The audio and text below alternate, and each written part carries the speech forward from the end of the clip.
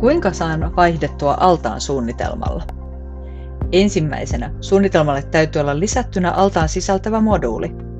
Ne löytyvät alakaapit valikosta.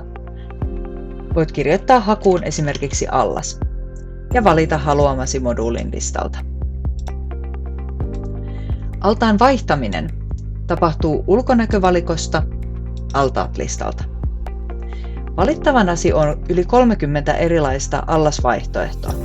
Niitä löytyy niin teräksisinä kuin komposiittialtaina. Altaita on eri muotoisia ja eri leveyksillä. Mikäli valitset altaan, joka ei sovi alla olevaan moduuliin, Duller ilmoittaa siitä virheellä ja pyytää sinua vaihtamaan kapeampaan altaaseen.